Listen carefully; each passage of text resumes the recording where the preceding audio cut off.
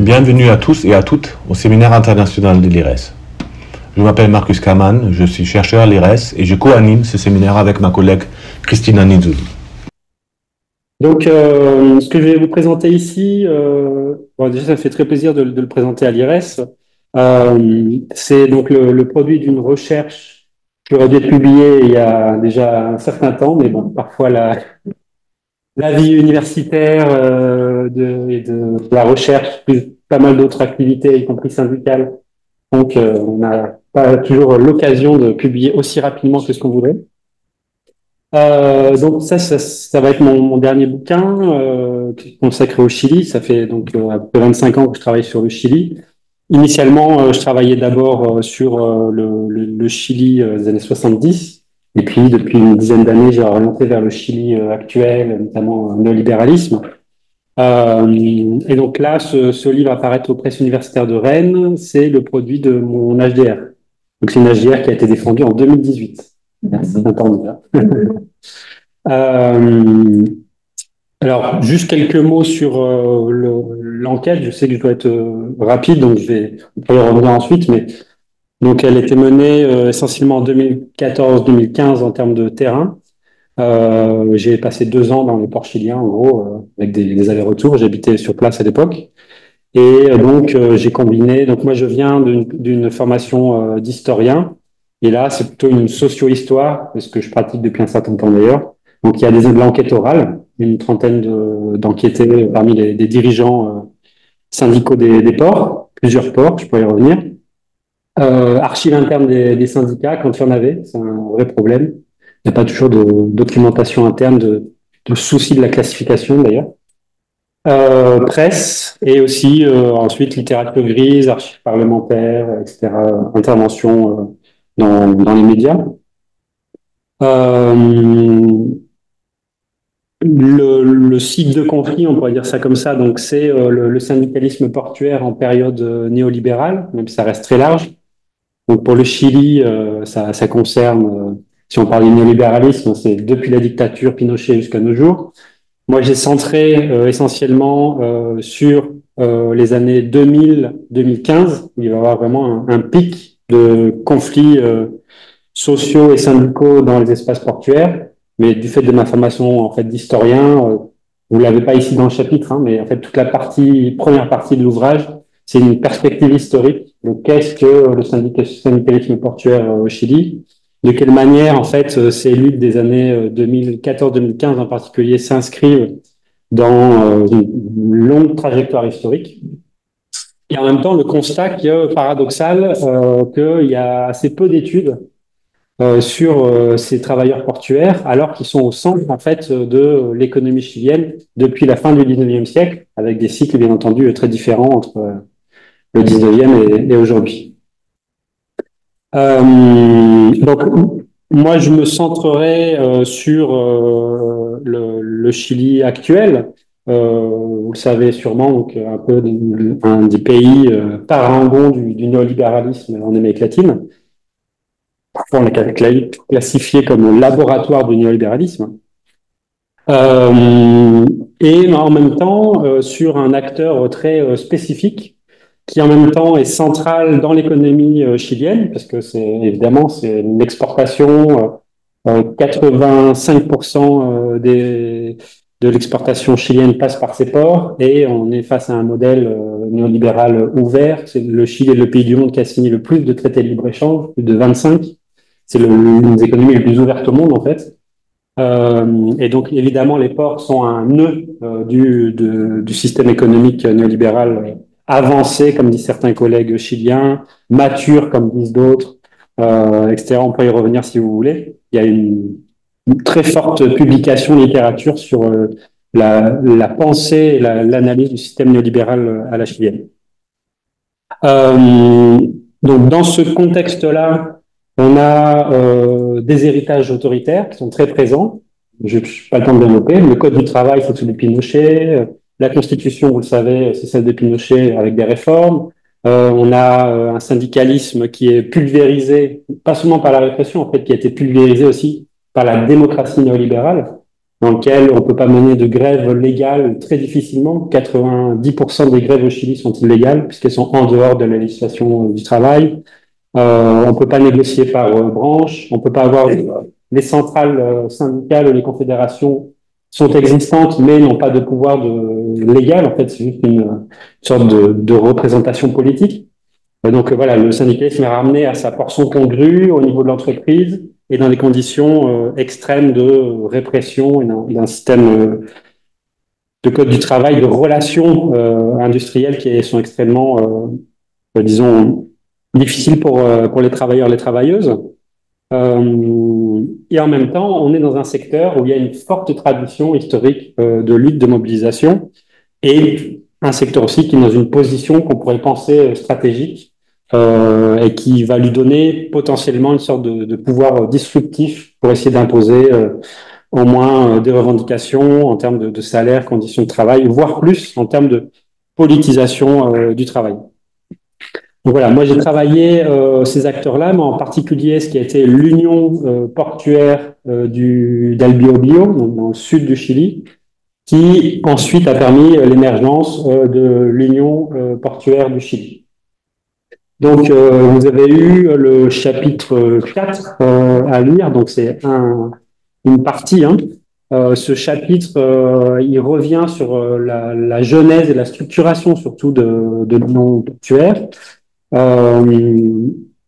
Il explique un peu comment il y a une émergence par en bas de cette unification très souple, fédérative, notamment dans le sud du Chili, et quelle est la réflexion en termes de stratégie d'organisation interne, d'horizontalité, d'assemblée générale, mais en même temps avec une réflexion dans cette période des années 2010-2011 jusqu'à 2015, de montée en puissance, de politisation, de radicalité, une certaine radicalité des luttes portuaires qui vont impacter en fait l'ensemble du pays, jusqu'à y compris imposer des négociations au gouvernement en place, qui était celui de Sebastián Piñera, droite néolibérale et conservatrice.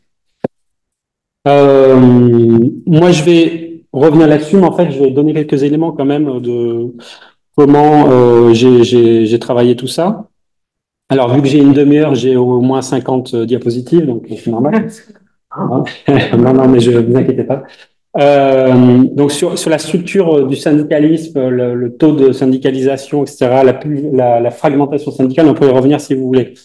Donc, moi, ce que j'ai essayé de travailler au travers de cet exemple de l'union portuaire, c'est penser dans un contexte néolibéral radical ou avancé, quelles sont les possibilités, les conditions d'une certaine réactivation, revitalisation d'un acteur syndical, dans ce cas-là les dockers, qui ont une longue tradition historique, mais qui ont vécu de manière dramatique les grandes modernisations, entre guillemets, de 81 durant la dictature, et ensuite de 97 pendant la démocratie. Modernisation, en fait, libéralisation des ports, privatisation partielle, en tout cas mise en concession des ports, qui historiquement étaient publics. Aussi, on a fragmenté les ports en 10 grands ensembles, puis progressivement, on a ouvert aux acteurs privés pour créer des ports eux-mêmes, ce qui fait qu'aujourd'hui, on a plus de 60 ports ou terminaux qui sont dans les mains, soit en concession dans les ports publics, de grandes holdings et de grandes familles capitalistes chiliennes, soit directement avec des ports privés autonomes, directement contrôlés par les entreprises pour pouvoir, vous le savez, dans le nord, exporter tout ce qui est activité minière, notamment évidemment le cuivre, la première réserve mondiale est au Chili. Au centre du pays, avec le plus grand port San Antonio, mais aussi Valparaíso, pouvoir exporter tout ce qui est l'activité agricole, agro-industrielle, fruits, raisins, vins, pommes, etc. Mais aussi importer tous les produits qui viennent de Chine, parce que le Chili a été entièrement désindustrialisé par le néolibéralisme. Et dans le sud, pouvoir exporter un des premières exportations du pays, qui est l'activité liée à la pâte à papier et toute l'industrie forestière. Moi, ce qui m'a intéressé de travailler dans cette réactivation de lutte portuaire vraiment radicale de ces années 2010-2015, c'est questionner d'une part certaines formes de politisation syndicale, du travail et au travail, capacité, on peut y revenir à faire la jonction avec d'autres acteurs sociaux, capacité, y compris à faire des grèves en solidarité avec d'autres ports en lutte, mais aussi grève en solidarité avec d'autres acteurs sociaux. Par exemple, en 2011, on a plusieurs paros portuarios, donc c'est paralysation portuaire, c'est pas une grève au sens légal du terme, en faveur des étudiants, pour la réforme des retraites, ou encore plus récemment sur la question de la grande révolte populaire de 2019. Donc voilà, interroger ces formes de politisation, mais aussi en interne, c'est-à-dire les formes d'organisation assez originales que va mettre en place l'Union portuaire. Deuxièmement, questionner ce qui est un objet de débat vraiment intense au Chili, dans les syndicats et dans les sciences sociales qui travaillent avec les syndicats, l'idée de la position stratégique. Est-ce qu'il y a véritablement une position stratégique au-delà d'une idée un peu reçue parfois, dans la tradition des travaux de John Womack notamment, mais Dunlop et autres, avec l'idée que certains secteurs des travailleurs qui seraient dans des nœuds du néolibéralisme pourraient à un moment donné faire jouer cette position comme un pouvoir syndical de blocage. Et là aussi, les conclusions, évidemment, sont ambiguës et nuancées. Il y a un véritable pouvoir des ports en termes de blocage de l'économie, mais c'est pas seulement cette position qui permet de gagner ou d'éviter la répression, voire l'anéantissement des syndicats. Et troisièmement, une réflexion en termes de ressources. Quelles sont les ressources que les acteurs syndicaux sont capables de mobiliser pour réussir à mener ce qui, à un moment donné, va devenir une paralysie de 80% du système portuaire chilien. C'est historique. On parle de centaines de millions de dollars par semaine de perdus pour l'industrie fruitière, minière, forestière. Et dans un contexte pourtant d'extrême émiettement, puisque j'ai une carte par là, alors attendez. Vous voyez la quantité, le problème pour l'activisme syndical portuaire, il est là. Vous avez plus de 25 ports historiques et aujourd'hui, en fait, plus de 60 entre les terminaux privés, les ports historiques, etc. Comment faire pour éviter ce qui s'est passé toujours depuis le 19e siècle, et quand un port était en conflit, en fait, la charge allait ailleurs, et vu que les ports sont proches les uns des autres, pour, disons, le patronat maritime, ou pour ceux qui cherchent à exporter, importer, il y avait toujours la possibilité d'aller dans un autre port. Donc, une nécessité indispensable de trouver des moyens de fédération, de coordination, dans un contexte, je répète, difficile et de fragmentation syndicale. Dans la plupart des ports, on va trouver 15, 16, 25 syndicats qui ont la même activité, puisque justement, la tâche du néolibéralisme sous Pinochet, c'était de libéraliser la matricula, donc l'accès au port, qui avant était complètement régulé, et donc ça a multiplié aussi les organisations syndicales.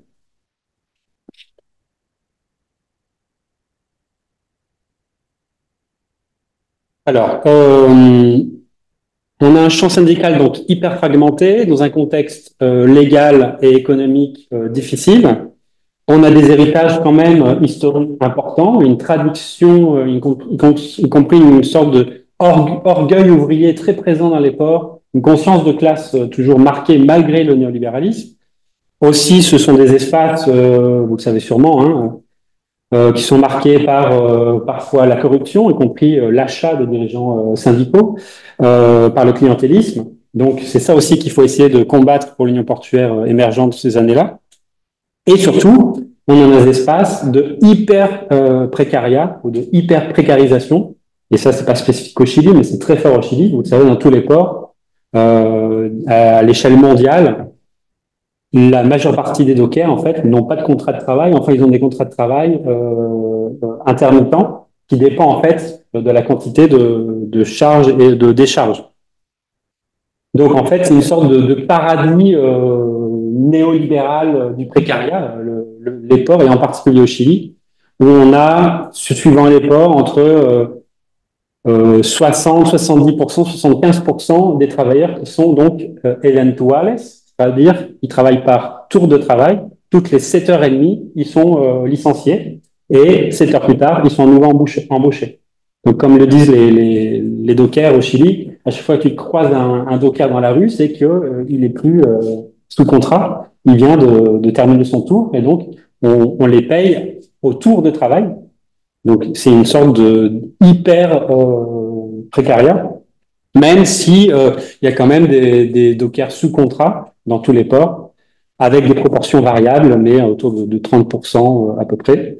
On parle d'un univers où il y a plus de 20 000 matriculas, donc 20 000 autorisations de travail dans les ports. Mais parmi ceux qui travaillent régulièrement, c'est entre 6 et 8 000 personnes. Donc c'est pas non plus énorme hein, à l'échelle du Chili. Et donc dans ces 6 et 8 000 personnes, la majeure partie d'entre eux sont intermittents, sont eventuales en fait.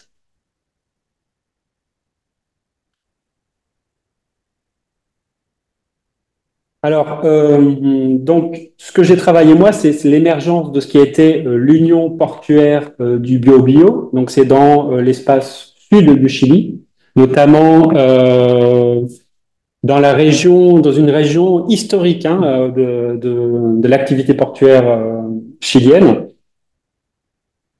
avec 3 grands ports, Coronel, Talcahuano, San Vicente, Lirquén, mais il y en a plusieurs autres dans la région, où il y a une grande tradition d'organisation syndicale qui a été maltraitée par les années de la dictature, les premières années du néolibéralisme en démocratie, et qui, dans les années 2000, va essayer de mettre à profit une expérience antérieure qui était une coordination maritime portuaire fin des années 90, début des années 2000. Bon, j'ai pas le temps d'y revenir, et c'est sur la base de cette expérience qui s'est surtout développée dans le nord du pays, mais avec des pratiques très verticalistes de conduction, caudillo syndical, où il y a eu des avancées en termes de tarifs, parce que la grande revendication historique, c'est évidemment de négocier le tarif du tour, le tarif du tour de travail, les conditions de travail, et depuis les années 90, essayer de mitiger les effets de la mise en concession et privatisation des ports, et imposer, 4e élément, une loi de régulation des ports, qui n'existe toujours pas au Chili, qui permettrait un peu de réguler les conditions de travail, les conditions d'accès au port, et aussi tout ce qui est obtenir un tarif national du tour de travail, ce qui n'existe pas non plus. Enfin, aujourd'hui, il y a quand même un tarif minimal.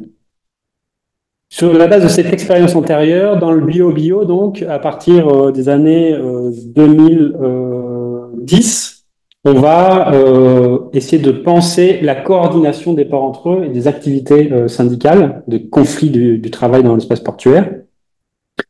Ça va être aussi favorisé paradoxalement par un tremblement de terre qui va dévaster les ports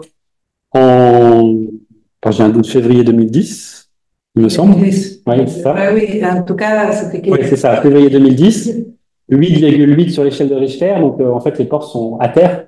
Et ça va obliger à accélérer ce qui était en gestation, c'est-à-dire une fédération, mais souple et non institutionnalisée, une fédération allégale, illégale du point de vue de l'État, mais que les dockers pensent légitime et définissent comme allégale, et pour penser en fait une structuration du conflit, mais en même temps une mise en commun des revendications à l'échelle communale et régionale.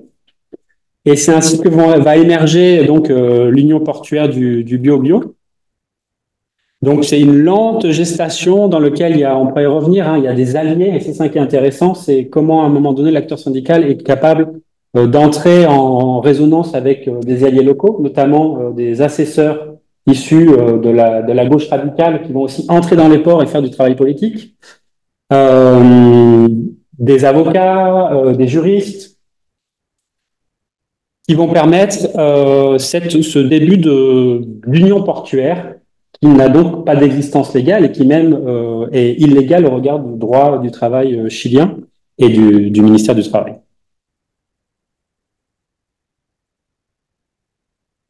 Le début vraiment de l'Union, c'est 2011-2012, avec des premières victoires. Par exemple, il y a un conflit à l'Irken. Immédiatement, les ports de San Vicente Talcahuano et Coronel font aussi le paro, donc la parallélisation. Alors, c'est paro, hein, c'est pas huelga, en solidarité. Et ça permet des victoires, des premières victoires qui démontrent l'efficacité de ce type d'organisation à la fois souple et coordonnée. Et ça permet la mise en place d'une organisation inédite, hein, et assez originale, même à l'échelle latino-américaine, où on va penser de manière zonale, territoriale, la coordination, avec une assemblée, un congrès des délégués, des dirigeants de base, en fait. Ce sont les dirigeants de base qui vont vraiment impulser cette union portuaire. Et des voceros, comme on dit, Porte-parole. des porte-paroles, c'est ça. Système de porte-parole, de commission sur la trésorerie, communication, etc. Et la tentative, en tout cas dans un premier temps, d'essayer d'horizontaliser l'organisation syndicale portuaire au-delà de l'existence très fragmentée de nombreux syndicats. Et donc, à chaque fois, c'est l'idée, un dirigeant local, une voix, quelle que soit la taille et le nombre de dockers qu'il représente. Donc, ça permet d'aplanir un peu les asymétries entre les syndicats. On pourra revenir là-dessus si vous voulez. Donc là, il y a déjà la mise en place et la compréhension que seule par la lutte de fait, en fait, en dehors du cadre légal, l'Union portuaire va être capable d'imposer des revendications. Et donc, on assume complètement de se placer en dehors de la loi, mais en revendiquant une légitimité de l'action syndicale. Combien de temps que je parle là? Ça fait À peine 20 minutes. OK. D'autre part, il y a un élément qui est central dans ce pouvoir syndical. Alors là, je travaille un peu sur aussi Richard Hyman et d'autres. Est-ce qu'il y a vraiment un pouvoir syndical qui s'affirme? Je pense que oui, dans ces années-là. Et ce pouvoir syndical, il se traduit aussi par le contrôle du travail. Donc, vous le savez peut-être, dans plusieurs ports, historiquement, mais même en France, c'est les travaux de Michel Pigenet, par exemple. Les syndicats ont contrôlé le travail. Une bourse du travail sous contrôle syndical. Au Chili, ça s'appelle la nombrada et la redondilla. Donc, en gros, dans ce contexte d'hyper précarité et d'éventualité du travail, ce qui a été conquis, mais historiquement, en fait, ça vient du 19e siècle. C'est vraiment une tradition historique. Et les travaux de Camilo Santibáñez, par exemple, au Chili, qui travaille là-dessus, qui montre en fait la nombrada, donc la capacité du syndicat de nommer, nombrar, qui va travailler. En fait, l'entreprise, qu'elle soit historiquement publique et ensuite aujourd'hui les concessions, les acteurs privés disent j'ai besoin de 6 grutiers, 5 dockers de décharge, etc. Ils donnent la liste au syndicat, mais c'est le syndicat qui choisit qui va travailler, pas l'entreprise. Donc là, il y a un contrôle de la main-d'œuvre. Et donc évidemment au sein de ses affiliés. Ce contrôle de la nombrada va devenir un enjeu de lutte centrale et de pouvoir syndical central. Et ce qu'on se rend compte, c'est dans les syndicats où ils ont réussi à conserver la nombrada malgré les réformes néolibérales des années 80-90, c'est là où va s'affirmer véritablement les impulseurs de ce qu'a va être l'union portuaire. Évidemment, pourquoi? Parce qu'ils ont un véritable pouvoir qui s'affirme dans le port. Ce pouvoir, historiquement, évidemment, il peut s'affirmer de manière clientéliste et à travers de la corruption, ou alors si il y a une mise en place d'une véritable assemblée syndicale et d'une véritable redondilla. Je crois que j'ai une image ici de redondilla. Ah non, je l'ai pas mise. Bon, c'est-à-dire qu'il y a un véritable une transparence sur le tour de travail. C'est pas le dirigeant qui décide qui va travailler, mais c'est en fait c'est un tour de travail qui est affiché publiquement dans le syndicat. Ça peut permettre l'affirmation d'un pouvoir syndical beaucoup plus collectif et démocratique, avec toujours des entre-deux, évidemment. Sinon, ça serait pas rigolo. Et donc, en même temps que s'affirment ces grandes luttes des années, de ce que va être 2014-2015, que je vais pas avoir le temps de développer, mais on pourrait y revenir, dans le sud du pays, mais aussi à Angamos, Mejillones, dans le nord du pays, et à San Antonio, le principal port du centre. Là, il va y avoir un cycle de lutte très radical dans ces années-là. Au cœur du conflit, c'est non seulement donc le tarif du tour de travail, la revendication d'une loi portuaire générale de régulation des conditions de travail, la demi-heure de pause repas, qui n'est toujours pas reconnue au Chili dans ces années. Donc vous imaginez, vous faites votre tour de travail, mais en fait, vous n'avez pas de pause repas dans ces 8 heures, où vous êtes censé la prendre à la fin du tour de travail. Mais en filigrane, c'est aussi la volonté des grandes entreprises qui contrôlent les ports de briser la nombrada, de mettre fin à ce qu'ils nomment les Don Corleone des ports. Donc voilà, une offensive contre ce qu'ils appellent les mafias syndicales qui prétendent nommer qui va travailler dans le port.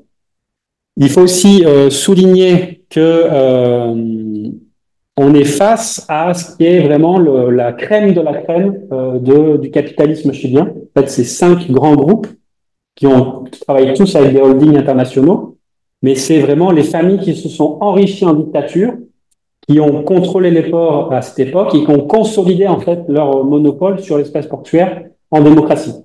On parle de Angelini, Mate, Van Appen, Luxic. C'est vraiment donc des énormes groupes qui ont des intérêts dans les ports, mais aussi dans les supermarchés, dans le système bancaire, dans la mine, dans l'industrie forestière. Et donc, le port est seulement un des éléments de leur empire, en fait, avec certains qui sont plus spécialisés. Le groupe Ultramar, Ultraport, en fait, est international. Il est présent dans 20 pays. Il y a 14 000 salariés. Donc, le Chili est un des éléments parmi les autres, mais c'est un groupe à la base chilien. Donc, on a vraiment des mastodontes en fait de l'industrie portuaire qui s'affrontent à ces travailleurs portuaires qui tentent de se mettre en union dans le bio-bio, puis progressivement à l'échelle nationale avec l'union portuaire du Chili à partir de 2014-2015. Donc, comme le temps passe vite, je vais aller vite aussi. Les répertoires d'action, ils sont assez classiques, mais il y a donc ça va d'abord c'est le paro portuario, c'est-à-dire la tentative de paralyser le port. Il faut rappeler qu'on est dans des espaces qui sont sous contrôle militaire, qui sont des zones stratégiques, comme en France d'ailleurs. Donc c'est la marine qui est responsable de la sécurité, et parfois donc ça veut dire s'affronter, y compris à des militaires qui sont déployés dans l'espace portuaire. Donc il y a une loi de sécurité en plus qui est appliquée, qui est maintenant internationale d'ailleurs. Ce qui fait que les dockers peuvent plus, par exemple, monter à bord d'un navire et bloquer le navire. Ça, immédiatement, c'est intervention de militaire.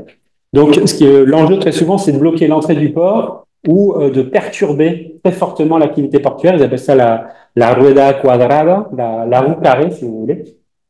De participer soit à la paralysie, soit à la perturbation du port. Mais c'est aussi des manifestations dans le centre-ville, des manifestations face à l'intendance.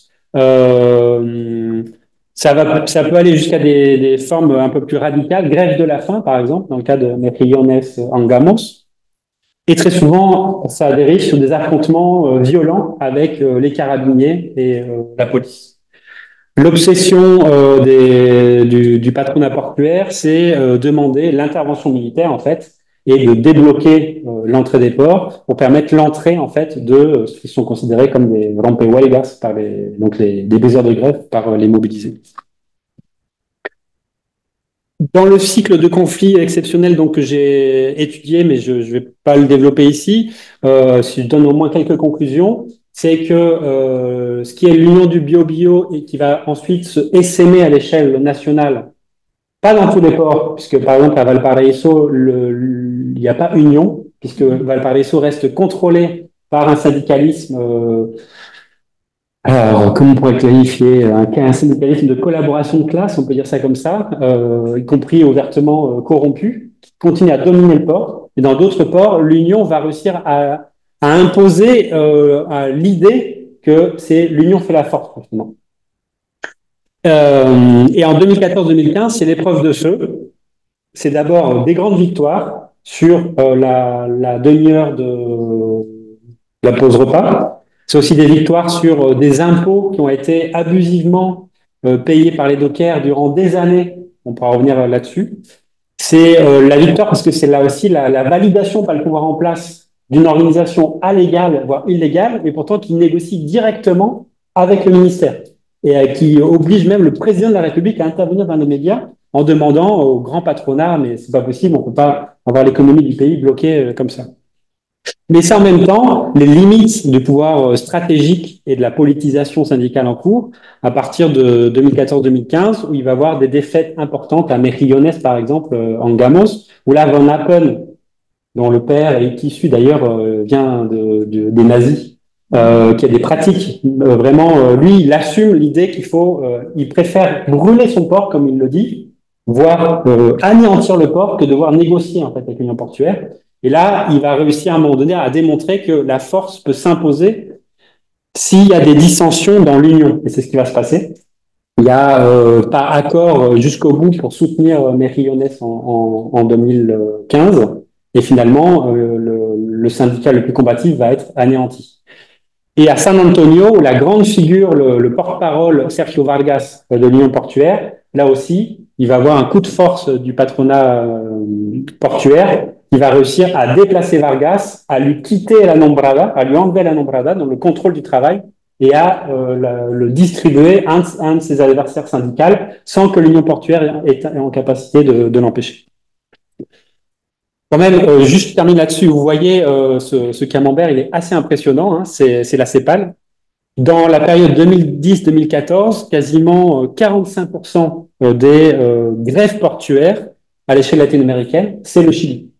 Et ça, c'est le produit de la conflictivité mise en place par l'Union portuaire, sa capacité à faire des grèves solidaires, des grèves unifiées, et à imposer en fait ses vues au-delà de la fragmentation, et avec des éléments, comme je l'ai dit, parfois vraiment de radicalité politique, puisqu'on va avoir plusieurs paros portuarios, parfois seulement de 2 heures, mais ça suffit, en solidarité avec les étudiants qui sont réprimés, pour une nouvelle loi du travail, y compris ensuite pour une nouvelle constitution. Donc en gros, des syndicats mobilisés qui vont bien au-delà de la seule question du salaire, du tarif ou des conditions de travail. Bon, j'imagine que j'ai fini mon temps, donc on peut en rester là si vous voulez. Il faut juste dire aussi qu'en 2018, il y a eu un grand conflit à Valparaíso qui a montré que l'Union portuaire pouvait peut-être entrer aussi à Valparaíso, mais c'était un résultat limité. Et en 2019, vous l'avez sûrement suivi, il y a un soulèvement populaire au Chili. Là aussi, l'Union portuaire est intervenue, notamment dans la grande grève du 15 novembre 2019. Voilà, je vous remercie. Ok, merci beaucoup Franck pour cette présentation passionnante. Je vous donne alors la parole pour la première discussion à Virginia, pour une quinzaine de minutes. Bon, merci beaucoup Marcus et Christina pour me donner la possibilité en fait de discuter ce texte que j'ai trouvé aussi passionnant et c'est pour ça que en fait mes commentaires iront en tout cas pour quelques questions surtout justement parce que c'est tellement passionnant les cas que j'ai trouvé en fait ça m'a inspiré plusieurs questions. Je trouve que en fait déjà en tout cas la première phrase affirmative que je vais c'est que toi que j'ai déjà très envie en fait de lire tous les livres entiers parce que c'est vrai que bon on a eu vous avez dévoilé une petite partie avec nous, mais c'est vrai que c'est vraiment passionnant de pouvoir reconstruire en fait l'histoire en fait de tout ce mouvement et en fait l'impact surtout de la dictature qui est toujours là présent dans toute dans toute l'analyse du cas. Et je vais commencer en fait je pense pour les atouts en tout cas que je trouve de cet chapitre. En tout cas, l'idée justement de travailler cette idée de laboratoire chilien, je trouve que c'est comme un levier en fait du néolibéralisme est très intéressant. Et il faut rappeler que pour toute l'Amérique latine, le Chili a été un peu une espèce de phare, je dirais, pour tout l'establishment Argentine, Brésil, etc. En tout cas, ils ont suivi en fait plusieurs réformes, notamment j'ai en tête surtout la réforme des retraites qui a mené en fait le gouvernement Pinochet et qui finalement une fois en démocratie, plusieurs pays ont vu en fait dans le modèle chilien une voie justement pour je dirais, détruire, je ne sais pas si on peut dire l'État-providence en Amérique latine, mais en tout cas, c'est vrai qu'en fait, c'était un modèle qui a été vendu en fait dans toute l'Amérique latine. J'ai trouvé aussi très intéressant comment cette idée de laboratoire permet en fait, par exemple, pouvoir tracer en fait toutes les transformations économiques que vous nous avez montré en fait à partir de votre présentation, mais j'aimerais bien savoir un peu plus sur cette idée justement de la privatisation des ports qui justement c'est très intéressant en tout cas comment ça développe. Dans la présentation orale, il y a eu plus d'éléments que dans les textes qu'on a lus, mais en tout cas pour voir un petit peu plus l'ampleur en fait de ce mouvement qu'on sait que c'est très important au Chili. Un autre point que je trouvais très intéressant, c'est justement cette notion de revendication syndicale qui, dans un premier moment, je ne sais pas si c'était... Bon, en tout cas, c'est clair que dans cette revitalisation, on le voit vraiment avec les cas.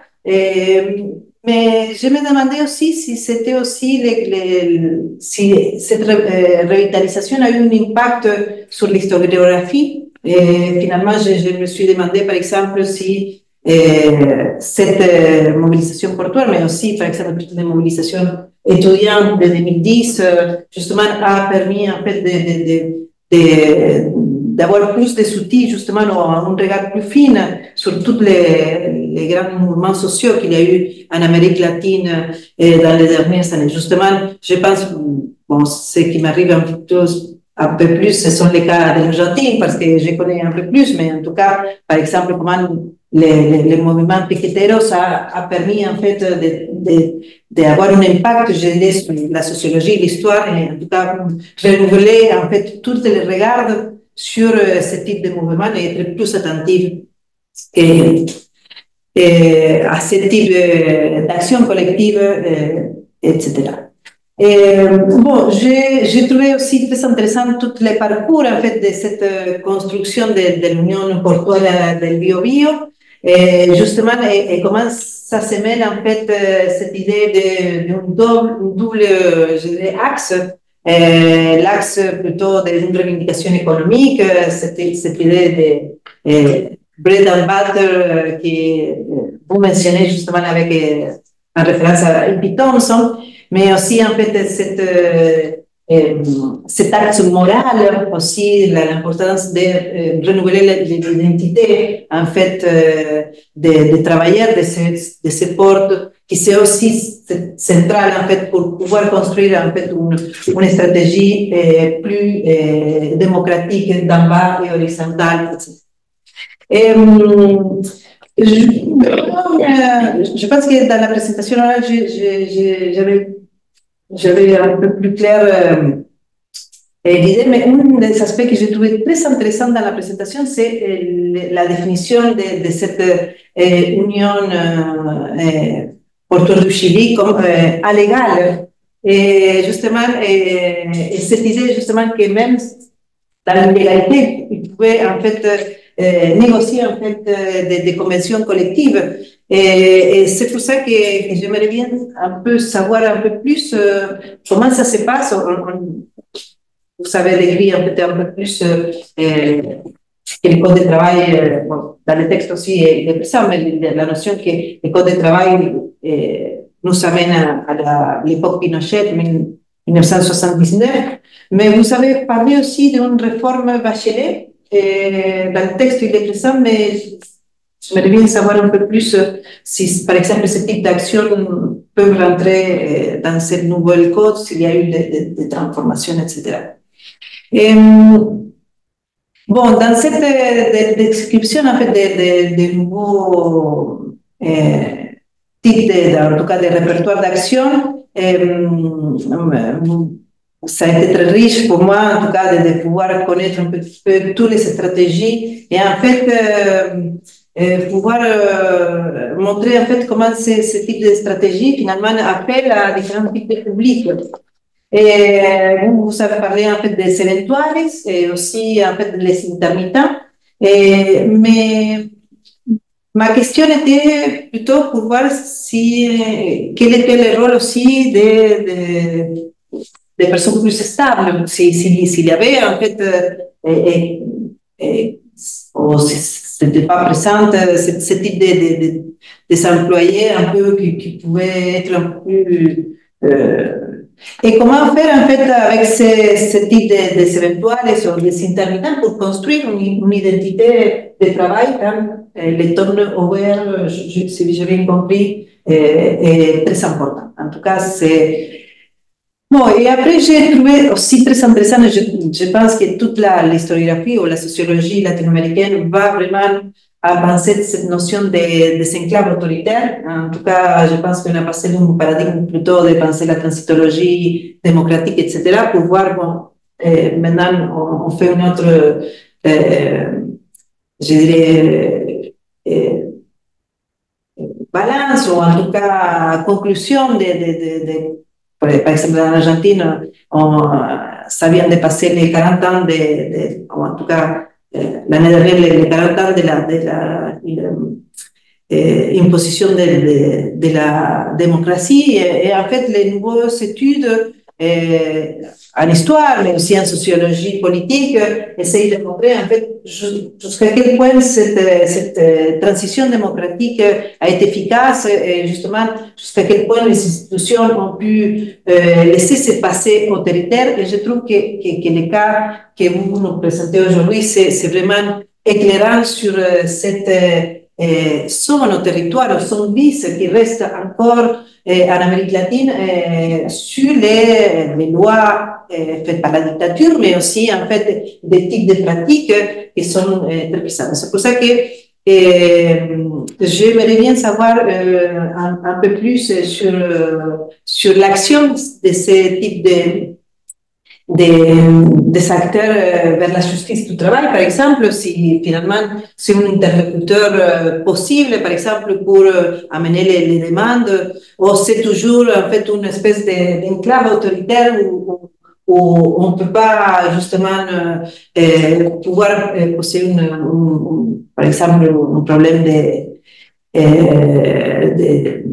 un problème laboral, etc., qui nous amène à établir aller à la justice, non?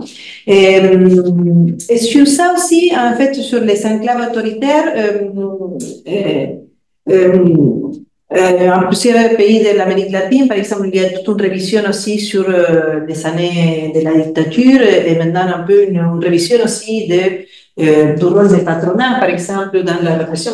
Vous avez parlé, en fait, dans votre texte qu'il y a eu, par exemple, une importance très grande de l'identité des personnes qui ont souffert la répression justement pour amener ces mobilisations sociales, etc.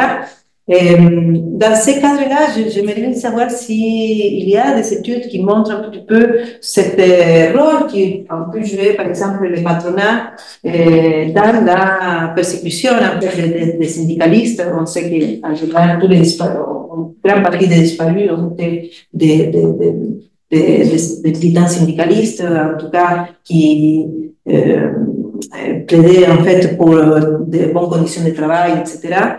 Et c'est pour ça que. Et bon, et pour finir, en fait, je pense que vous avez fait en fait une espèce de mention à la fin Mais je me suis dit justement, qu'est-ce qui s'est passé après avec justement toutes les mobilisations qu'il y a eu en 2019, justement un grand mouvement social contre toutes ces transformations néolibérales, etc. au Chili, qui a été un peu, j'ai dit, un phare pour plusieurs mouvements sociaux en Amérique latine. Et c'est ce type des répertoires d'action qu'on a pu voir justement en 2014, en ces moments un peu d'exploit, de grandes mobilisations, ont pu se rééditer dans d'autres moments et en fait c'était une espèce d'acquis en tant que, je dirais, pratique militante pour se souvenir, mais aussi pour d'autres alliés, possibles alliés, comme par exemple les étudiants qui ont été aussi au cœur de la mobilisation. Bon, c'est pour ça que c'était un peu... Bon, j'ai aussi d'autres questions, mais je pense que dans votre présentation orale, j'ai pu récupérer un peu plus des éléments. En tout cas, ce qui m'intéressait beaucoup, c'était un peu voir les liens qui existent toujours, en tout cas, entre la dictature et ce type de pratiques syndicales aujourd'hui. Bon, merci beaucoup. Merci beaucoup. Marcus, pour me donner l'opportunité de lire et présenter ce texte. Merci à toi. Et donc, c'est l'occasion de ne pas encore répondre pour Franck, mais donner la parole d'abord à Karel pour ses commentaires, pour ses réflexions. Et on donnera par la suite l'occasion à Franck à répondre à tous nos deux interlocuteurs. Merci, Karel. Eh ben, merci à vous, surtout merci à Christina et à Marcus pour l'invitation et merci à Franck de m'avoir donné l'occasion de lire ses travaux. Alors moi aussi j'ai trouvé ça vraiment passionnant, à la fois la lecture du texte et puis toute la mise en perspective en fait que tu nous as donné dans ta présentation orale, parce que comme tu le disais toi-même, en fait on avait à lire un chapitre d'un tout qui voilà, dont la cohérence était celle du livre en fait. Donc il y a tout un tas de questions qui moi me sont venues en lisant le chapitre, auquel tu as déjà en grande partie répondu dans ta présentation. Par ailleurs, Virginia a posé un certain nombre de questions que j'avais en tête aussi, donc ça va sans doute raccourcir un petit peu ma discussion. Alors moi j'étais surtout très content de participer à cette séance pour en apprendre davantage sur le syndicalisme chilien que finalement je connais assez peu et donc je n'ai pas été déçu de ce point de vue-là en lisant cette présentation par un spécialiste comme tu l'es, Franck, du Chili et des mouvements sociaux. Ce sur quoi je voudrais insister pour commencer, c'est déjà que c'était déjà assez visible dans ta présentation orale en fait. Tu nous donnes à voir avec le cas de l'Union portuaire une réalité assez contre-intuitive dans un pays qu'on a tendance à considérer, tu le disais toi-même, comme un laboratoire du néolibéralisme. C'est-à-dire que, en dépit du fait que le Chili reste encore profondément marqué par le néolibéralisme, du point de vue notamment pour ce qui nous intéresse ici, de ses relations de travail, d'un encadrement très strict juridique de l'action syndicale, ça n'a pas empêché un renouveau du syndicalisme, et en particulier un renouveau qui passe par l'essor d'acteurs comme l'Union portuaire qui articule, qui en tout cas tente d'articuler la lutte corporative, la lutte sur le terrain professionnel avec une lutte politique plus vaste, et de ce fait défie ouvertement la conception néolibérale des relations professionnelles. Alors tu l'as précisé dans ta présentation, mais on a un cadre des relations professionnelles que moi je connais peu au Chili, mais qui a ces effets de fragmentation très fortes en ne reconnaissant le syndicalisme qu'à l'échelle de l'entreprise, qui est un trait un peu fondamental effectivement dans cette conception des relations professionnelles, un syndicalisme qui est accepté qu'à la condition d'être un acteur subalterne qui se réduise à la négociation d'entreprise, très contraint dans son répertoire d'action, avec en particulier toute la problématique de la procédure de déclenchement des grèves, et donc de ce point de vue-là, c'est assez surprenant quand on te lit de découvrir que par exemple le Chili est le principal producteur de grève, j'ai envie de dire, dans le secteur portuaire en Amérique latine, quoi, et de très loin, comme le montre la figure qu'il y a dans ton chapitre. Et de surcroît, donc, de grève illégale, hein, ces paros solidarios dont tu nous as parlé. Et donc, ça montre bien qu'un strict encadrement néolibéral des relations professionnelles n'empêche pas l'expression de la conflictualité au travail, mais plus simplement, ça la contraint dans ses formes d'expression. Bon, tu soulignes, alors ça c'est plus ailleurs, j'avais vu passer ça dans ton manuscrit de synthèse d'HDR, hein, que finalement ce renouveau du syndicalisme, il se manifeste au-delà du secteur portuaire, hein, qu'il est particulièrement visible dans ce que tu définis comme les industries stratégiques du modèle primo-exportateur chilien. Et du coup, ce serait peut-être une de mes premières questions aussi. Est-ce que tu pourrais revenir un petit peu là-dessus en resituant l'essor de l'union portuaire dans ce mouvement plus large en fait de renouveau du syndicalisme dans ces secteurs dits stratégiques, et peut-être aussi nous en dire un petit peu plus par la même occasion sur cette catégorie de pouvoir stratégique. Alors, tu as commencé un peu à l'évoquer dans ta présentation. Ça renvoie en fait à deux choses un peu distinctes, hein. Il y a à la fois la question du pouvoir stratégique lié à une position un peu clé dans le processus de production, dans la chaîne de valeur, hein, parce que voilà, tous les travaux sur le capitalisme logistique, on parlait des choke points, aussi des goulots d'étranglement, et pour le coup, les travailleurs portuaires, ils sont aussi, avec ceux de la logistique, des acteurs clés de ces choke points. Mais il y a quand même un truc assez paradoxal. Enfin, tu nous dis à quel point justement le contrôle de la nombrada de la part des syndicalistes est un peu décisif pour justement leur permettre cette accumulation primitive, un peu de pouvoir qui leur permet d'envisager ensuite de susciter des formes de coordination par-delà les ports. Mais justement, moi, je l'aurais bien aimé aussi en savoir plus sur cette question de la nombrada. En fait, comment c'est possible dans un pays phare du néolibéralisme que ce qui est le symbole même du syndicat comme cartel de travail, qui est combattu par les néolibéraux, ait pu réussir à se maintenir en fait. Est-ce qu'il y a des dispositifs légaux, juridiques qui ont permis en fait de créer, de perpétuer ce contrôle dans le fait de fournir la main-d'œuvre par le syndicat? Est-ce que c'est simplement des rapports de force locaux qui font que les employeurs ont été contraints de l'accepter? Est-ce que c'est une reconnaissance tacite de l'employeur, ou est-ce qu'il y a des dispositifs institutionnels qui se sont perpétués ou qui ont été réinventés en fait à l'épreuve de l'action syndicale? Et puis, il y a aussi, derrière cette idée de pouvoir stratégique, hein, tu fais référence notamment aux travaux de Murray et Lévesque, hein, il y a aussi une vision plus sur la capacité de l'acteur syndical à agir à manifester une volonté, en fait, et à agir comme un acteur avec une volonté homogène. Et je reviendrai là-dessus un petit peu plus loin. Donc ton chapitre, il nous fait vraiment de manière très très détaillée et circonstanciée en fait le récit du processus de constitution de cette organisation syndicale au début des années 2010, dans le sillage de tentatives antérieures de coordination que tu as évoquées. Donc, dans un premier temps du texte, tu reviens sur les étapes dans la construction et le mode d'organisation de cette union syndicale.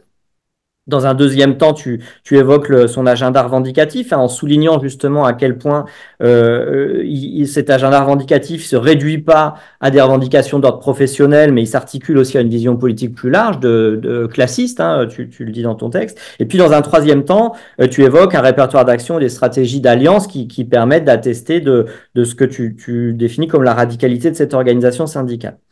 Donc, je reviens à cette idée de pouvoir stratégique au sens de Lévesque et Murray, puisque à un moment, tu évoques en fait la constitution de l'union portuaire comme un moyen de renforcer le pouvoir syndical, notamment en accroissant les capacités d'intermédiation des syndicalistes. Hein, en disant, et on le comprend, hein, comme tu nous l'as bien montré, l'enjeu en fait d'articuler la mobilisation sur les différents ports pour éviter que le travail qui est bloqué sur l'activité économique bloquée sur un port, elle puisse être transférée sur un autre. Bon, alors moi, je dois avouer que j'ai toujours un peu de réticence avec les catégories de Lévesque et Murray. Je comprends bien tout l'intérêt qu'elles peuvent avoir pour permettre aux acteurs syndicaux de penser en fait des enjeux d'efficacité organisationnelle interne pour eux, etc. Mais et ça, c'est un peu quelque chose qu'on retrouve souvent dans les labor studies anglo-saxonnes, c'est qu'il peut y avoir parfois une espèce de confusion entre les registres plus analytiques et puis plus prescriptifs, en fait. Parce qu'il y a aussi tout un rôle de conseil aussi que ces acteurs-là, ils ont, et qui est un rôle complètement légitime, hein, que je conteste pas du tout, je pense qu'au contraire, il est essentiel. Mais parfois, dans l'écriture, on a l'impression que ces deux niveaux sont un peu confondus. Et il me semble que présenter la question du changement d'échelle comme un ressort unilatéral du pouvoir syndical, c'est peut-être aussi passer à côté des ambivalences de ces enjeux organisationnels, que d'ailleurs tu pointes dans ton texte. Hein. Tu évoques par endroits le fait qu'il y a des styles différents d'un syndicat à l'autre, qu'il y a des contraintes en interne, qu'il y a une très forte vigilance de la part des syndicalistes à préserver leur autonomie, etc. Et du coup, moi, ça me faisait penser, voilà, je suis plus familier, mais je suis plus à l'aise aussi avec, par exemple, la démarche, tu cites souvent Sophie Bérou dans tes travaux, mais que Sophie, avec Martin Thibault, Jean-Michel Denis, ont pu, par exemple, développer pour étudier l'union syndicale solidaire. En pointant justement toutes les ambivalences de ce processus aussi de changement d'échelle, hein, des syndicats qui au départ étaient des syndicats sectoriels et qui se sont regroupés dans une union syndicale.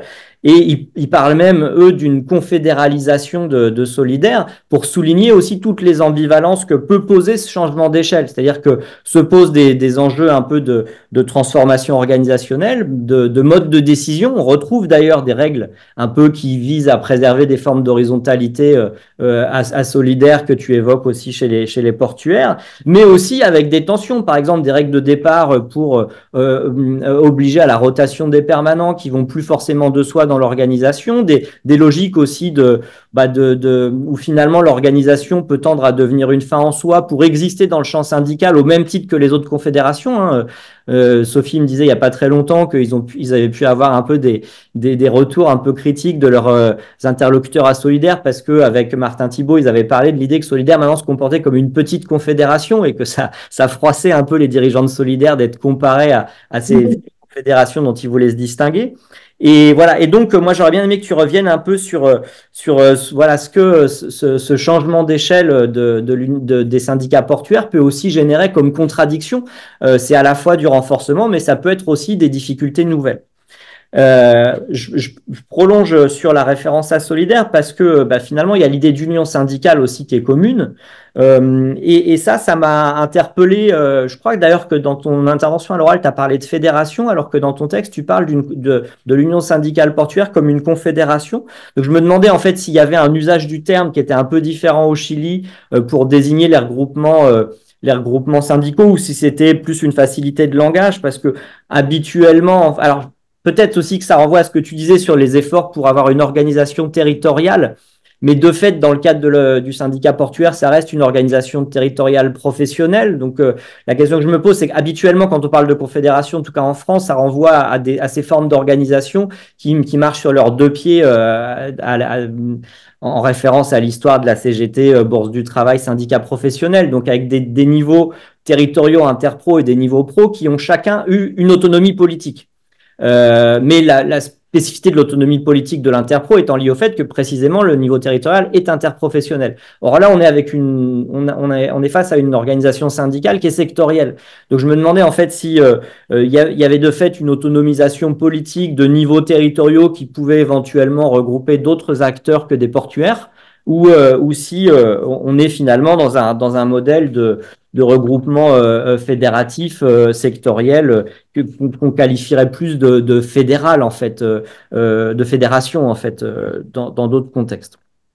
Alors un autre point aussi qui m'a beaucoup intéressé, et Virginia en a déjà parlé, c'est la caractérisation de l'union portuaire comme une organisation, tu dis allégale ou extra-légale aussi dans le titre dans le titre de ton chapitre.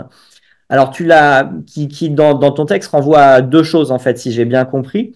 Il y a d'une part en fait ce qu'on pourrait définir comme une stratégie de distinction dans le champ syndical, hein, qui est justement de se mettre à distance des syndicats entre guillemets légaux, mais aussi de manifester une forme de rejet de l'État et du code du travail hyper restrictif, hyper contraignant, hérité de l'époque Pinochet. Ça semble être un rejet lié à une forme d'inspiration libertaire, puisque tu évoques dans ton texte le rôle de militant de la gauche libertaire dans la constitution de cette union. Donc j'aurais bien aimé aussi en savoir plus en fait sur le rôle de ces militants politiques. Tu as évoqué là un rôle d'assessoria, je crois, dans ta présentation orale. Je sais que dans d'autres pays, moi j'ai récemment découvert un peu le champ syndical mexicain, et c'est effectivement des acteurs qui jouent un rôle important en raison à la fois notamment des fortes contraintes juridiques qui pèsent sur le jeu des relations professionnelles, ces appuis extérieurs de militants notamment politiques. Souvent des avocats, etc.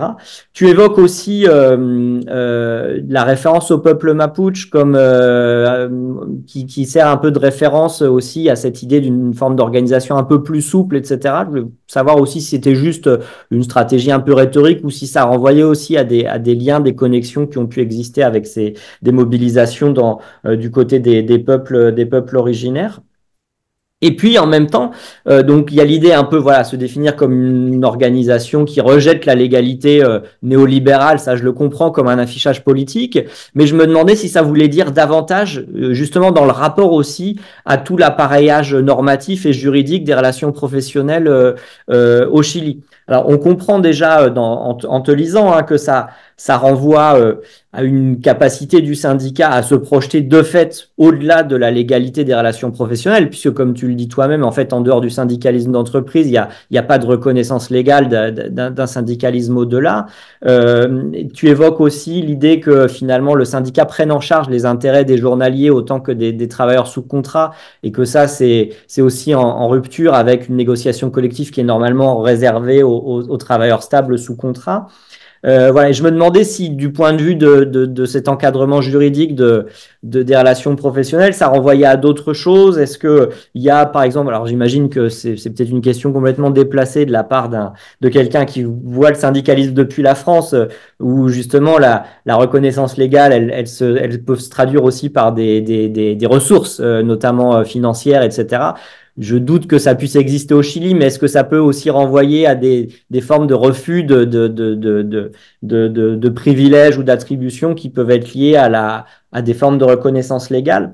Mais en tout cas, parce que, comme tu le disais, en fait, dans la capacité de l'Union portuaire à assumer de la négociation collective, à revendiquer aussi des changements législatifs pour réorganiser le travail portuaire, il y a de fait un allégalisme qui est sélectif, qui est plus un rejet du cadre normatif néolibéral, mais pas un rejet en soi de la légalité et du rôle de l'État dans la régulation des relations professionnelles. Donc j'aurais bien aimé t'entendre là-dessus.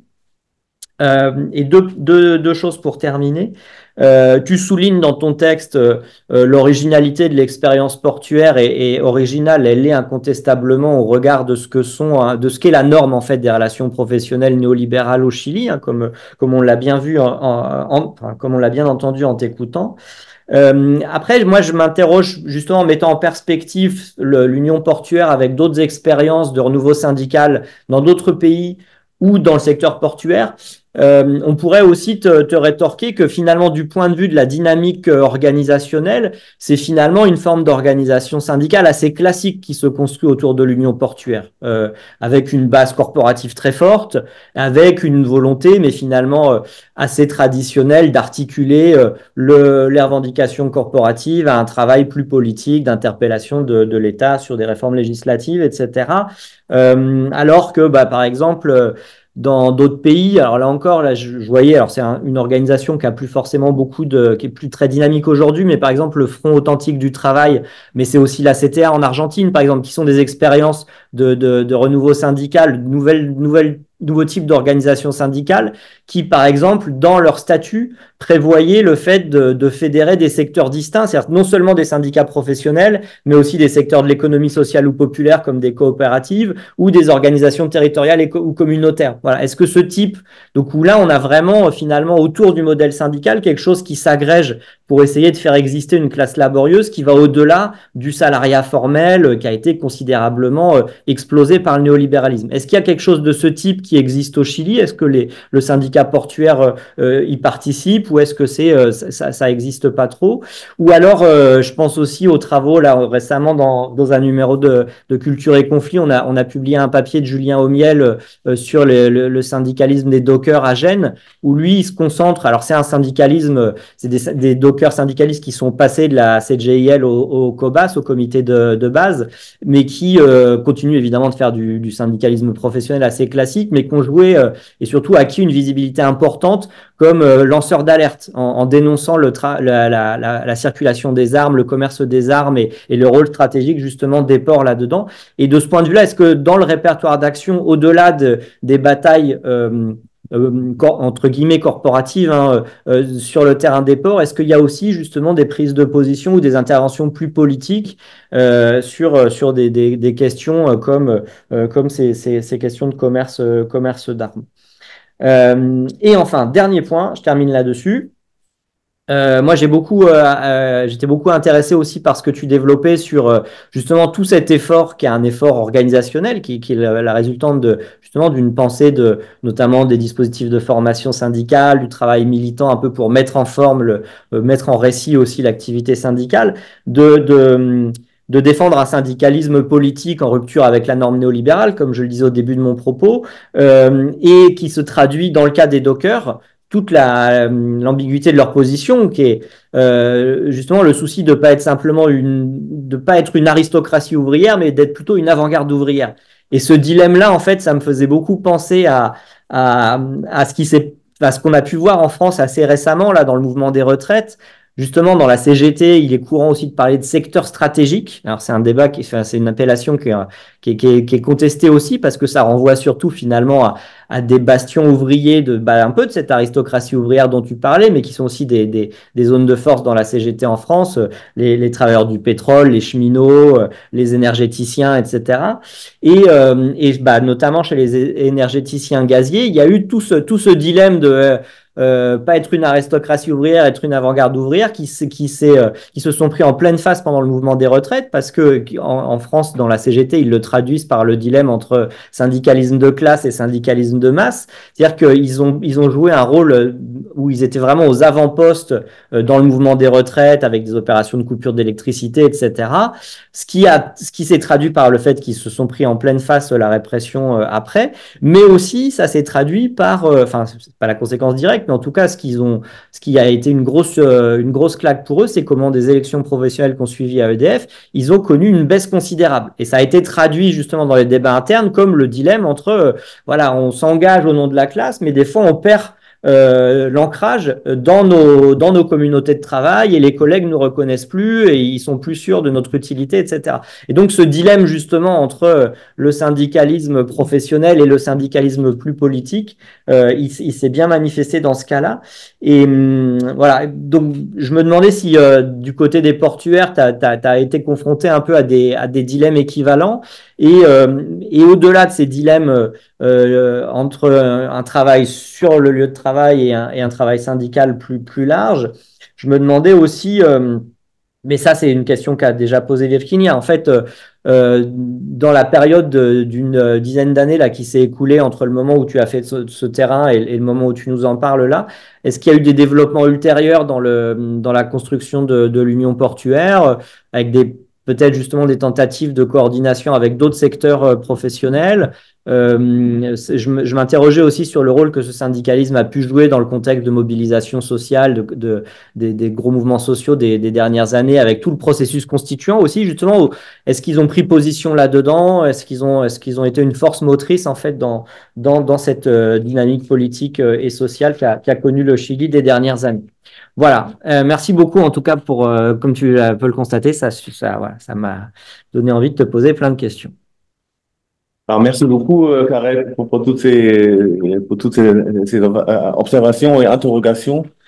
Donc, Franck aura maintenant la lourde tâche d'y répondre, en tout cas en partie, parce que on pourra pas te donner plus de 15 minutes pour les réponses. Sachant qu'on a encore la salle aussi qui veut certainement te poser des questions. Voilà, je te donne. Difficile de répondre. Merci beaucoup pour ces commentaires nombreux et très intéressants. Donc évidemment, je vais pas pouvoir répondre à tout. Alors, pour commencer avec il y a des choses qui se croisent effectivement, mais ce que disait Virginia sur, premièrement, donc le processus très brièvement, de privatisation des ports et de néolibéralisation des ports. Donc, en fait, ça fait partie de la première partie du bouquin, effectivement. Donc, et en gros, les grandes dates, c'est 81 sous la dictature, sous Pinochet. Donc là, on va mettre fin à l'hégémonie publique. Donc, on garde la propriété publique des ports historiques. En fait, ils sont mis en concession multi-opérateurs. Donc, plusieurs acteurs privés peuvent intervenir dedans. Et pour aller vite, il y a aussi la fin du monopole de ce qu'était la matricula, c'est-à-dire c'est seulement ceux qui ont la matricule qui peuvent travailler dans les ports. Parce que fait Pinochet, en fait, il dit toute personne en âge de travailler peut travailler dans les ports. Donc en fait, ça brise d'une part le contrôle du travail des syndicats et ça permet de briser le pouvoir syndical.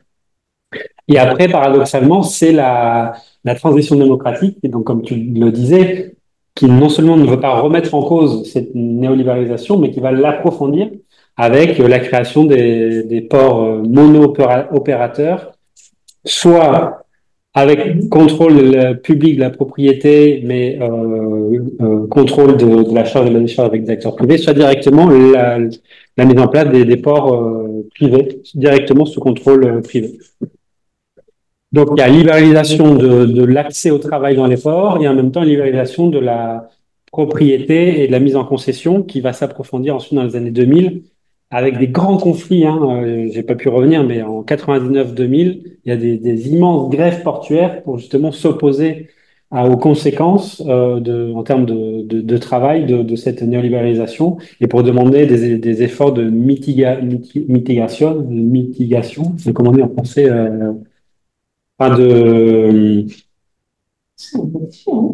pour mitiger les effets en fait de cette néolibéralisation et avec des pré-retraites ou l'accès à des statuts d'auto-entrepreneur pour tous les travailleurs de plus de 50 ans. Sur l'historiographie, en fait, il y a sur la question de la revitalisation syndicale, oui, c'est un débat intense au Chili depuis les années 2006-2007 où il y a eu un renouveau dans plusieurs secteurs et ça répond en partie aussi à Karel, dit stratégique. C'est évidemment les subcontratistas de cobre, donc les sous-traitants du cuivre, qui mènent des grandes grèves en 2006-2007 avec affrontements violents avec la police, blocage des mines, des grandes mines comme Chuquicamata, La Despedida.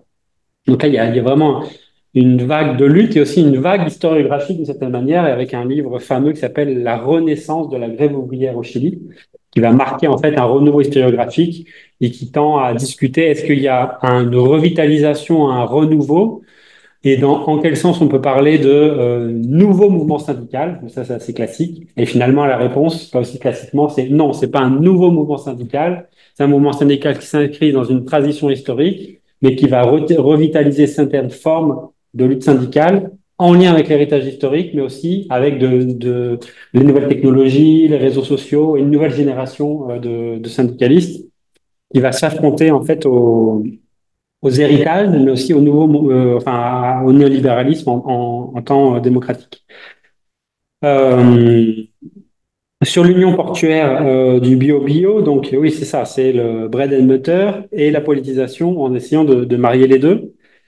Ce qui est intéressant, c'est que dans l'identité de classe des dockers, et c'est Michel Pigenet qui parle de ça aussi en France, c'est le paradoxe portuaire, qui peut des fois déstabiliser un peu ceux qui travaillent sur d'autres secteurs. Le paradoxe portuaire, c'est revendiquer d'une certaine manière l'éventualité du travail. Et c'est le cas au Chili. Il y a la majeure partie des dockers, quand on leur dit mais vous ne revendiquez pas de passer du statut d'intermittent à un contrat de travail, et ils disent mais non, mais pas du tout. Nous, on veut maintenir cette éventualité du travail, donc le taux de travail de 7 heures ou 8 heures, mais en même temps avoir le contrôle sur qui va travailler.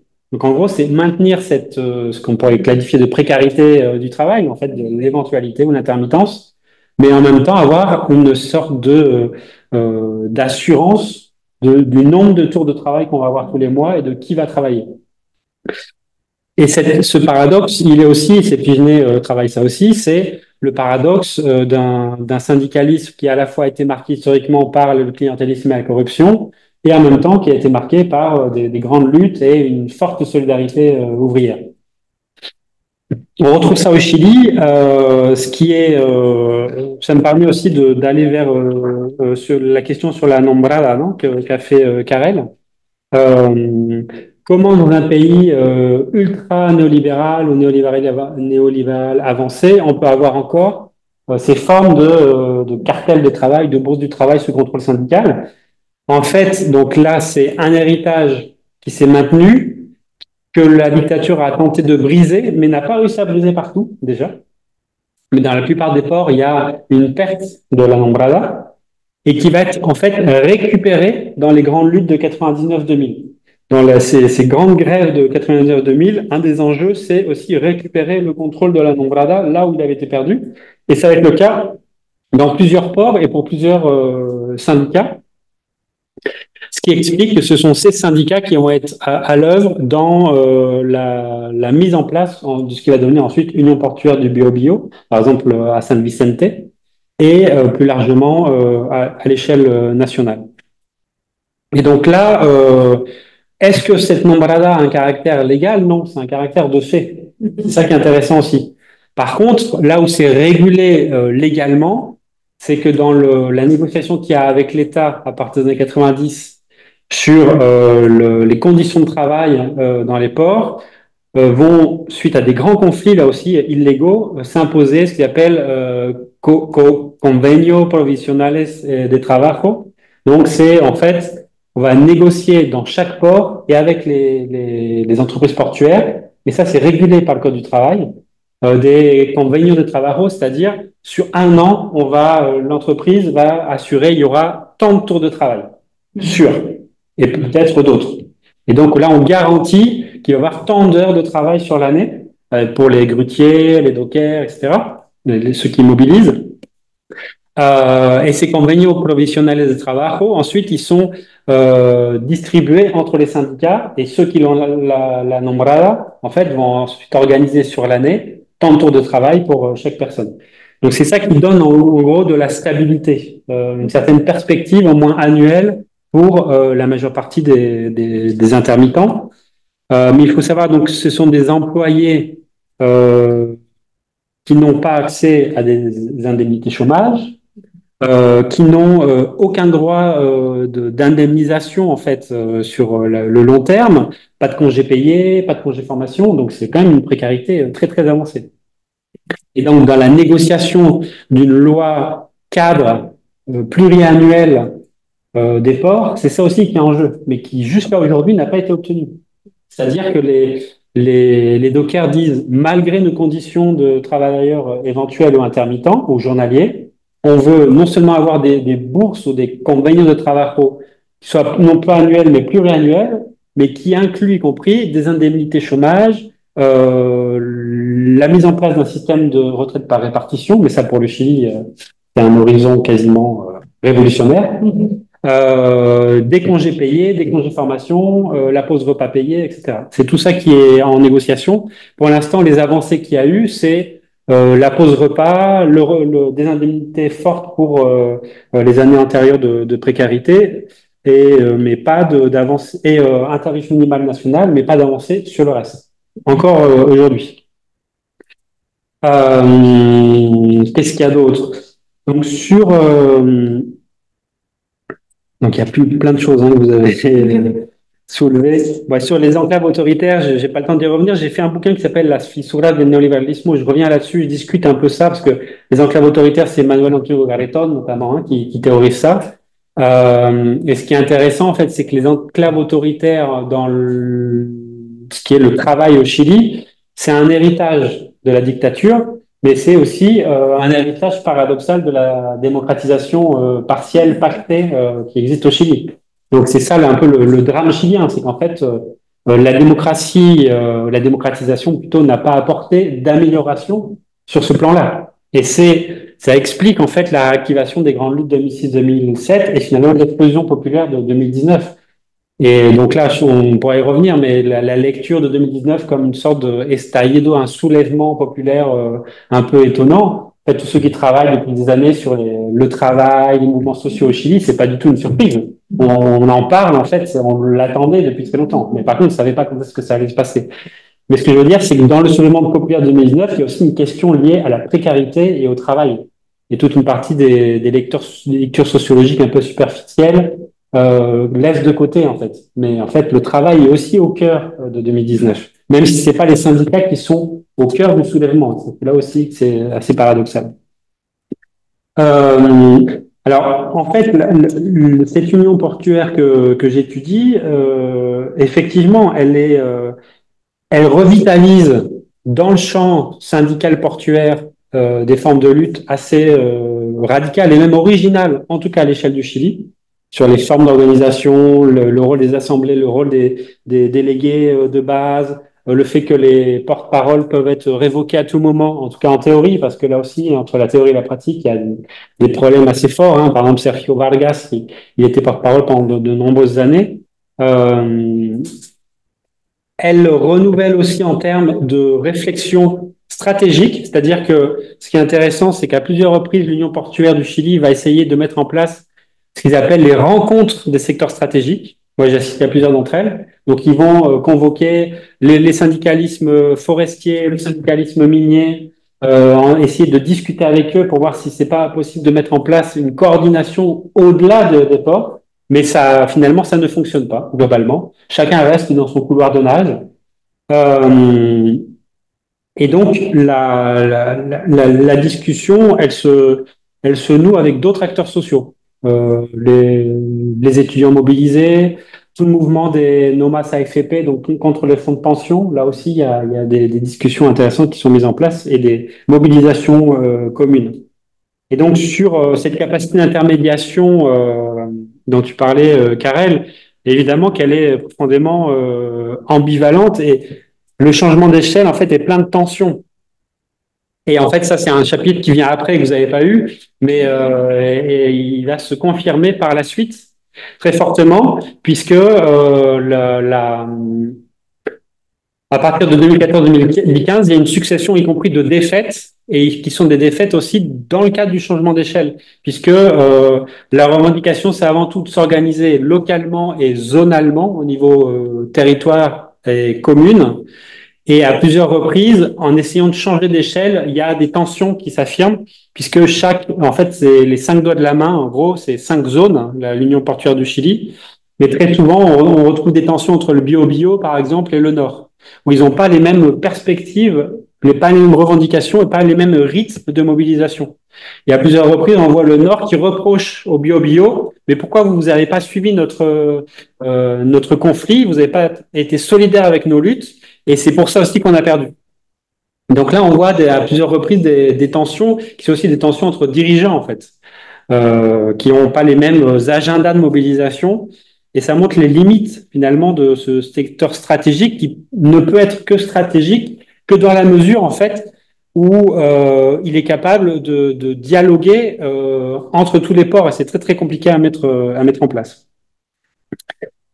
Et en fait, oui, c'est pas une confédération. J'ai dit confédération, c'est vraiment une erreur de langage.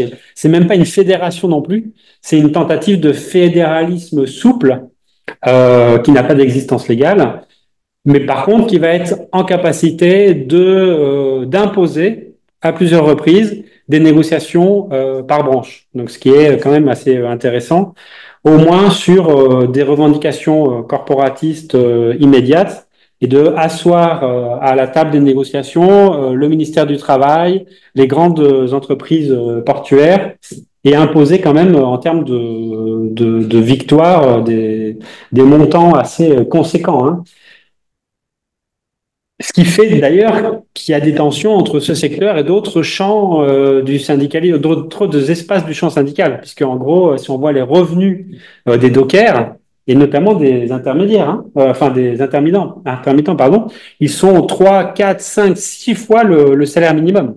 Donc, ils ont des revenus. Certains dockers se baladent avec des 4x4 énormes, etc. Il faut voir ça aussi.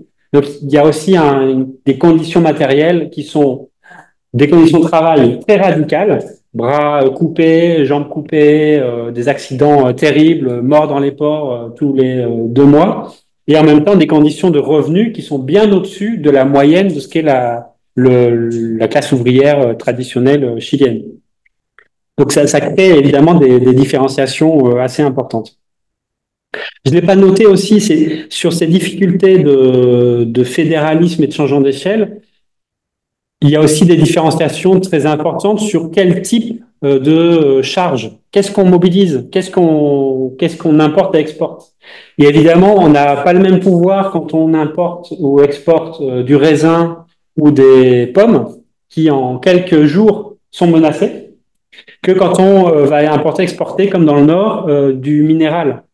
Et évidemment, le pouvoir patronal est beaucoup plus fort dans le Nord. Ce qui s'est passé à Angamos Mejillones avec l'écrasement du syndicat, c'est que Von Appen a dit, mais mon cuivre, là, vous pouvez le laisser pourrir pendant des mois si vous voulez, vous pouvez mourir de faim, c'est pas grave. Moi, j'ai d'autres ports, j'ai d'autres activités, et le cuivre, il va pas rouiller, et il va pas disparaître.